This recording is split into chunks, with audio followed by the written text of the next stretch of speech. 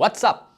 It's Queen. So guys, di video ini aku mau ngasih berbagai macam jenis atau bentuk kerah pakaian. Tapi yang aku bahas di sini pakaian laki-laki ya, karena mostly pakaian aku punya di wardrobe aku itu pakaian cowok. Jadi Markimul. Oke, jenis kerah yang pertama ada round neck atau yang sering disebut crew neck. Mungkin ini jenis kerah yang paling umum kita temuin kalau kita lagi beli baju, khususnya kaos atau sweatshirt. Contohnya adalah kaos yang sekarang aku lagi pakai. Ini jenis kerah round neck atau crew neck. Jadi karakteristiknya sesuai namanya round neck, bentuk kerahnya bundar. Jadi seperti huruf O dan bukaan kerahnya deket sama leher. Mungkin bisa dibilang ini bentuk kerah yang paling standar khususnya untuk kaos sama sweatshirt. Bentuk kerah ini very versatile untuk penggunaan casual. Kalian bisa pakai bentuk kerah ini sebagai daleman, bisa juga dipakai one piece seperti ini. Aku ada nemuin satu artikel yang bilang kalau round neck sama crew neck itu sedikit berbeda. Secara spesifik yang crew neck. Jadi kalau crew neck, posisi kerahnya itu bener-bener ngepas sama ukuran leher kita. Sedangkan kalau round neck belum tentu sengepas itu di leher kita. Next, jenis kerah yang berikutnya adalah kerah scoop neck. Atau kalau dari segi bentuk ini juga bisa disebut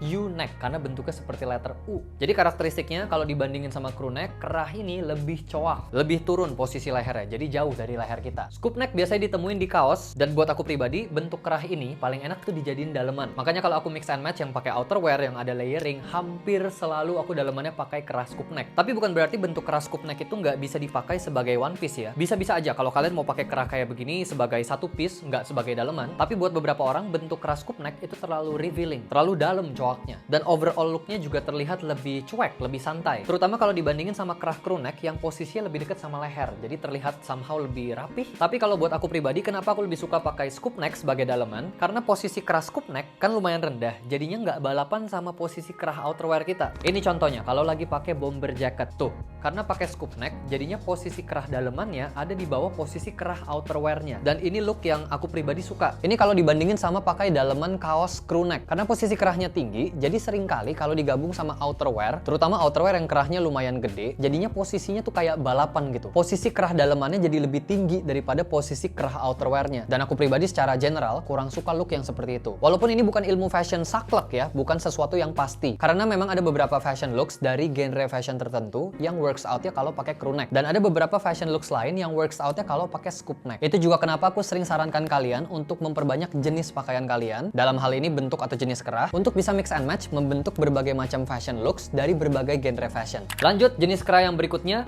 V-neck atau jenis kerah yang bentuknya seperti huruf V. Cuman di sini aku gabung sama daleman kerah scoop neck biar nggak terlalu coak. Ini jenis bentuk kerah yang bisa ditemuin di kaos atau di knitwear, khususnya sweater atau cardigan. Kayak di sini aku juga contohinnya pakai cardigan. Khusus buat kaos kerah V-neck, walaupun kalau kita ke toko baju sampai sekarang masih bisa kita temuin, tapi sebetulnya secara tren udah lumayan outdated. Udah lumayan jarang kita ngelihat orang pakai kaos kerah V-neck. Mungkin masih bisa sih kita temuin, tapi biasanya jadi daleman. Jarang kalau yang pakainya cuma one piece doang. Tapi beda cerita kalau knitwear. Karena kalau knitwear dari dulu sampai sekarang masih banyak banget yang kerahnya V. Jadi aku pribadi sampai sekarang juga masih pakai pakaian kerah V-neck, tapi hanya sebagai outerwear. Kalau kaos, aku udah nggak punya bahkan kaos kerah V-neck. Kalau buat daleman dan mau cari bentuk yang kerahnya coak, aku lebih prefer untuk pakai scoop neck daripada V-neck. Lanjut, jenis kerah berikutnya ada Henley neck atau juga disebut Y-neck karena bentuknya seperti huruf Y.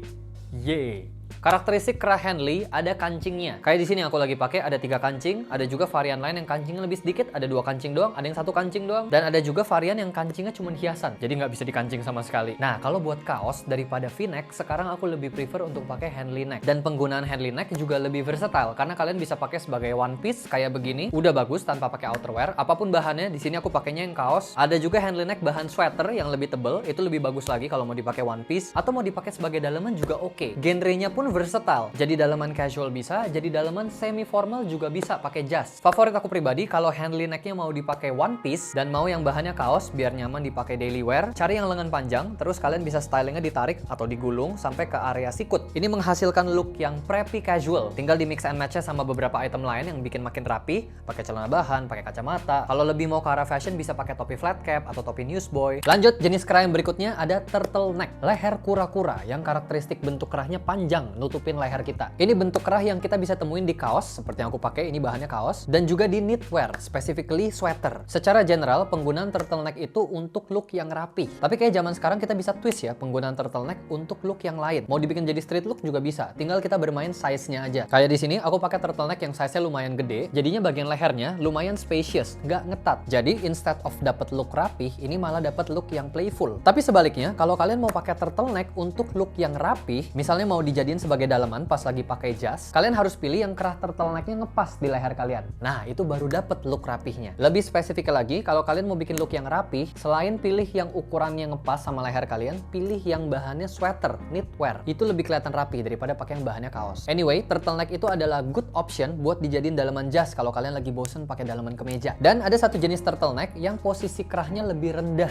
yaitu kerah mock neck, kayak yang di sini aku pakai. Jadi bentuknya mirip sama turtleneck, tapi posisinya cuman setengah leher. Sedangkan kalau turtleneck kan tadi sampai atas, ketutup semua. Bahkan ada beberapa turtleneck yang panjangnya bisa sampai mulut. Kenapa disebut mock neck? Aku nggak tahu sih, tapi mock artinya kan mengejek. Jadi mungkin kayak ini ngejek turtleneck kali ya, kayak turtleneck nggak jadi. Lanjut, kalau dari tadi kita bahas tentang kerah yang tidak berkerah, kerah tidak berkerah. Aneh ya kalau di bahasa Indonesiain, karena kalau dalam bahasa Inggris yang kita bahas tadi itu semuanya collarless, tidak berkerah. Nah, sekarang kita bahas yang ada kerahnya, yang ada collarnya. Nah, sebenarnya kalau ngomongin kerah kemeja itu ada banyak banget dan aku belum sempet pelajarin. Nih, kalian bisa lihat gambarnya ada banyak banget. Jadi aku nggak bakal bahas semuanya di sini, tapi ada beberapa jenis kerah kemeja yang bisa kita bahas karena bentuk kerahnya lumayan distinct, lumayan keciri kalau kita lihat. Yang pertama ada button down dan button up shirt, kancing atas, kancing bawah. Maksudnya apa tuh? Button down adalah jenis kerah yang bagian ujung kerahnya nih yang pointy, yang lancip bisa dikancing seperti yang sekarang aku lagi pakai. Sedangkan kalau button up shirt adalah kerah yang bagian ujung kerahnya nggak bisa dikancing atau nggak ada lubang kancingnya. Sesimpel itu. Button down bisa dikancing, button up nggak bisa dikancing. Secara penggunaan fashion sebenarnya mirip-mirip antara button up sama button down. Cuman button down sedikit lebih rapi, sedikit lebih smart look karena memang posisi kerahnya nggak akan mencang-mencong kan dikancing. Tapi specifically button down shirt itu penggunaannya lebih bagus untuk look yang rapih banget, yang pakai dasi misalkan. Jadi dikancing sampai paling atas terus pakai dasi. Nah, posisi dasinya nggak akan berubah-berubah tuh kalau pakai button down shirt. Tapi sebaliknya untuk penggunaan yang lebih casual, button down shirt kurang pas. Apalagi kalau mau stylingnya santai kayak gini, kancingnya dibuka, malah kelihatan agak off gitu. Jadi kalau mau dipakai untuk styling yang casual, yang lebih santai, lebih bagus pakai button up shirt atau pakai button down shirt juga boleh, tapi kancing di bagian button downnya dibuka. Next, kerah kemeja berikutnya ada band collar atau mandarin collar. Jadi karakteristiknya kerahnya itu tegak, nggak bisa dilipat seperti kerah biasa, seperti yang aku lagi pakai sekarang. Walaupun secara spesifik sebenarnya ada perbedaan antara band collar dan juga mandarin collar. Ini gambarnya, kalian bisa bedain kalau band collar kerahnya itu lebih rendah dan nyambung di area tengah. Sedangkan kalau mandarin collar kerahnya itu sedikit lebih tinggi, terus area tengahnya itu nggak nyambung karena basically seperti kerah kemeja yang berdiri. Sedangkan kalau band collar itu seperti tidak ada kerahnya, tapi ada kancingnya di tengah. Lanjut, jenis kerah yang berikutnya ada Cuban collar shirt atau jenis kerah kemeja yang kebuka, nggak bisa dikancing bagian atasnya, kayak yang aku pakai di sini. Biasanya bentuk kerah kayak begini ditemuin di Hawaiian shirt atau di bowling shirt, dan memang bentuknya didesain untuk kebuka. Jadi sedikit beda sama kerah kemeja biasa yang dibuka dua kancing teratas. Walaupun kalau dilihat sekilas mirip bentuknya, tapi kalau untuk kerah kemeja biasa, hasilnya ketika dibuka dua kancing nggak akan se-flat atau serata Cuban collar shirt, terutama di bagian sini, nih di area sininya. Kalau Cuban collar shirt akan sangat rata di bagian yang kebuka. Sedangkan kalau kerah kemeja biasa yang dibuka dua kancing teratas akan tetap ada bagian yang nongol keluar karena biasanya memang ada bahan yang sedikit keras di area kancing teratas. Sedangkan kalau jenis kerah Cuban collar yang ada di Hawaiian shirt, yang ada di bowling shirt, bagian atasnya karena nggak ada kancing, jadi bahannya lemes semua, makanya bisa flat seperti ini. Bentuk kerah yang kebuka kayak begini bagus untuk bikin look yang santai, yang laid back, yang relax, atau yang summer look. So guys, itu dia berbagai jenis atau bentuk kerah yang ada di pakaian, khususnya pakaian pria. Dan kayak tadi aku bilang, jenis kerah masih banyak banget, jadi aku nggak bahas semuanya di video ini. Jadi coba kalian komen di bawah kira-kira jenis kerah apa yang aku miss, yang tadi aku nggak bahas. Jadi mungkin nanti aku bikin part 2 dari video ini, dimana kita bakal ngebahas bentuk atau jenis kerah yang tadi kita belum omongin. Hope you guys enjoy this video. Thank you so much buat teman-teman yang udah nonton, udah like, share, dan juga subscribe. And I'll see you on the next video.